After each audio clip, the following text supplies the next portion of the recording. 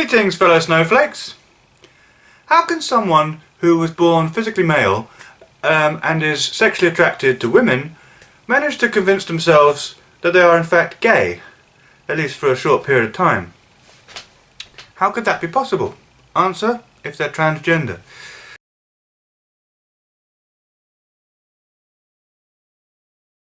A lot of people want to ask trans women who are sexually attracted to women, if you're sexually attracted to women, why can't you just be a man and be with women that way?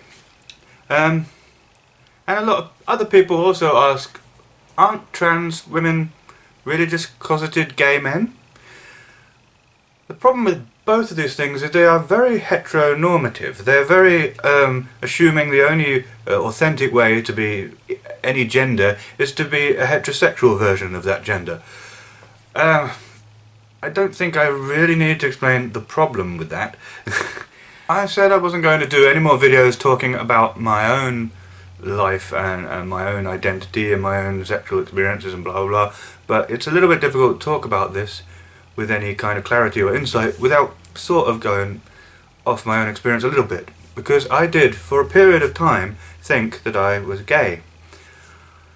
To be honest, I was always aware that I was attracted to women and that it was a sexual attraction, so I kind of said I was gay in a way. but yeah, I managed to convince myself that I would probably be happier with a guy than with a woman. And since I'm not really fussy about the genitalia that people have, it was an option. So obviously this isn't the only reason why a trans person might conclude for a period of time that they're gay. This is just off my experience, but this is one way in which it can happen. Because one thing I found joyous, I guess, about my gay experiences was the opportunity I had to experience being in the opposite gender role. Oh, I get compliments now. Oh, people want to buy me drinks. Oh, they're going to take the lead when it comes to expressing interest in the first place, and in the bedroom too. It's when I look back at that period of my life, and even music I related to it during that period of my life where I thought I was gay, it's very apparent to me that the real thing that was comfortable for me and satisfying for me in those situations was that I was getting to experience being in the other gender role in relation to things involving sex and so forth. And that's how that can work. I concluded in the end that I'm just not into men much. That all the liking of being in that role doesn't change the fact that really I'm more sexually attracted to women more often and more intensely, and that's just the way I am. What I realised when I realised that I'm just not into men as much or as intensely or really at all compared to the way I'm into women, was that what I really wanted was for women to treat me the way that those gay men treat me, or the way that men traditionally treat women in those situations. And I also realised after a while that what I've been doing there was running away from relationships with women. And the reason I've been running away from that was because it hurt me so much. The relationships I've had with women had really hurt me, time and time again. I'd never felt comfortable, I'd never felt seen authentically by them. They have this idea of what they think I am, and they want me to be that idea, and it's not who I really am. So that had caused me a lot of pain and a lot of frustration, and so I was running away to a situation which at least was more comfortable and authentic for me in some senses, but not really, because I'm just not into men as much as women. Which is why I realised in the end this is to do with gender, it's not to do with sexuality, really. And okay, maybe you could say it's to do with gender stereotypes and gender roles, and that's a valid point, which is why I made that video about not stereotyping men, but clearly that's not really gone down well with a lot of people.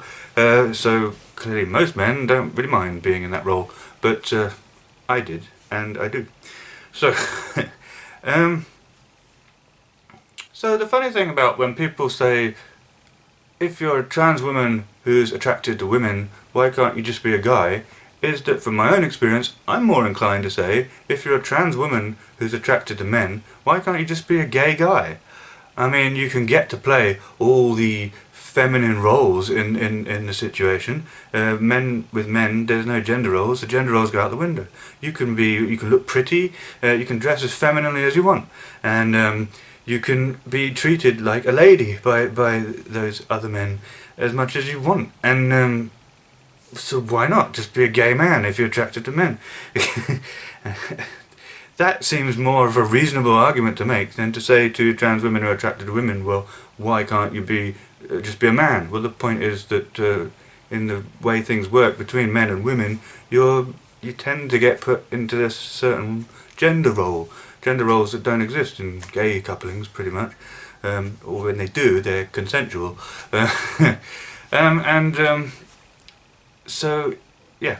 So that's an interesting take on it. And of course the reason why, I suppose, trans women who are attracted to men aren't just gay men is because they're not happy with their bodies, and they're not happy with socially being referred to as men in society. And that's it. I mean, that's what makes them trans, really, at the end of the day. They have body dysphoria, and they have social dysphoria. And that's what makes somebody transgender. At all, actually. It's true for non-binary people as well, I think. There's some body dysphoria, there's some social dysphoria, and so they're not happy in the man category. It's just they've concluded that they also get dysphoria in the women category, or vice versa. And so they need to occupy some other social space, or kind of half transition physically, or whatever, non-binary. But for those who are binary trans, it's clearly that they need to transition fully physically, and they need to socially transition to the opposite gender.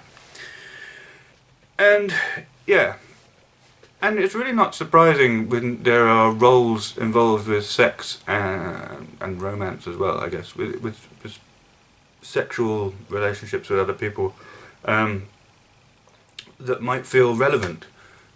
It might actually be a huge way of discovering how you really feel about gender, because in animals they have behavioural differences in how they behave that are based on sex, and these are always actually around mating and reproduction, and the whole way in which the roles that animals play in the whole mating ritual. And yet animals, many of them, don't have any society or culture at all. Some do have a sort of a society, but it's not like our society. It doesn't contain words and concepts the way our society does. So you can't pin it on those sorts of things. It's clearly a behavioural, instinctive thing wired into their brains. So why is it so hard to believe that there may be behavioural, instinctive aspects of gender wired into our brains as well? Some of which will involve mating style, mating rituals, because they do in animals. Some of which may just involve the way that you carry yourself in the world when you're interacting with people. And of course it will connect with how you feel about your own body, because it's a biological thing. If your brain is obviously wired for the other sex, then what your body is. That seems to be what it is with genuinely transgender people. And I don't know why people can't see that that's what it is. But and people ask always questions, why can't you just be a cross-dresser? Why can't you be submissive to women in a BDSM sense? Well, I've done that. I've been, and I do. That is one way I can be a guy and be reasonably comfortable, I suppose, is in a BDSM setting where I get to be submissive to a dominant woman and everything, and it's great. It could work great with the right person. I've still not quite found the right person in that setting for that, but yeah, absolutely, that could work. Especially if, as it often is as well in kink circles, you can dress up, you can cross-dress and be submissive as well in that context. And so, yeah, fine, right? That would be perfect, right?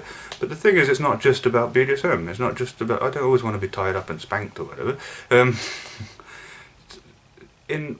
Generally speaking, in all of it, in all the whole dance, when it comes to sex, when it comes to relationships and stuff, I would feel more comfortable in a feminine role. And I do think some of this stuff must be instinctive biological wiring in the brain. It's just the way I am. And it seems to be a conflict, especially when it involves sex itself and the activity of sex itself. It seems to be in conflict with what my anatomy actually is. It's just one aspect of being transgender, I think. The aspect of it that relates to sexual relationships. There are other aspects, of course, which is the whole, my body doesn't look right in the mirror, so everything's the wrong shape. My face, I don't like it. I need to cover up my stubble with foundation because I hate my facial hair and things like that. And there's the desire to present femininely all the time, not just sometimes. This is not a cross-dresser. A cross-dresser does it occasionally. A cross-dresser is usually happy with their male appearance, with being in male mode when they're not cross-dressing. They just need a cross-dress as well. It's a sometimes thing. When it's all the time, and when it affects how you feel when people gender you in certain ways and the kind of words and language they use about you, when it affects how you feel about the name you were given at birth. I mean, obviously some of these things are social aspects of gender anyway.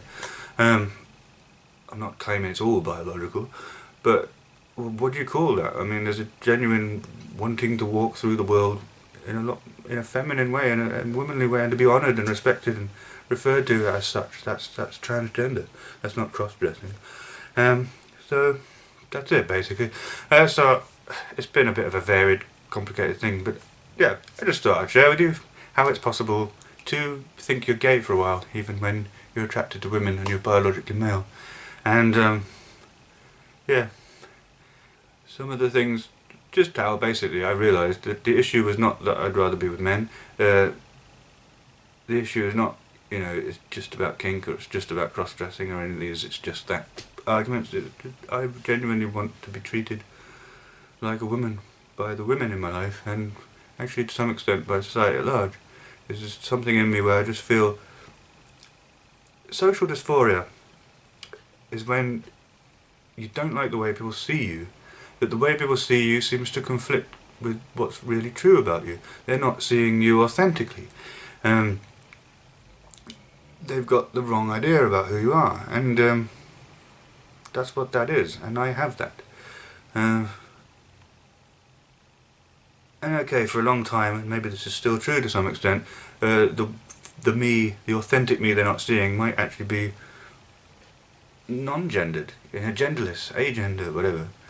Why are you seeing this thing in me that's not even there? But clearly there's a strong tendency somewhere in the biological wiring of my brain to feel like it actually honours me better to be seen as female. That actually fits better, as much as anything fits, because maybe it's true that we don't really have a gender in our brain as such. But at least in the sense of how you see and think of yourself. And that when people see you and think of themselves a certain way, that is instructed by social messages we get about gender.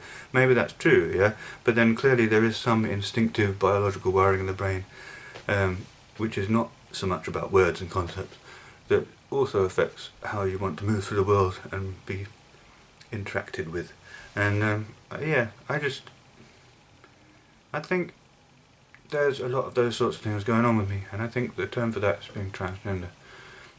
And since it does also affect how I feel about some aspects of my body, not all aspects, but some aspects of my body just feel wrong, just look wrong, I feel like hormones would fix a lot of that. That's also transgender. When you feel like the effects of testosterone on your body, on your secondary sex characteristics and everything, just feels like even nature's not seeing you as you really are.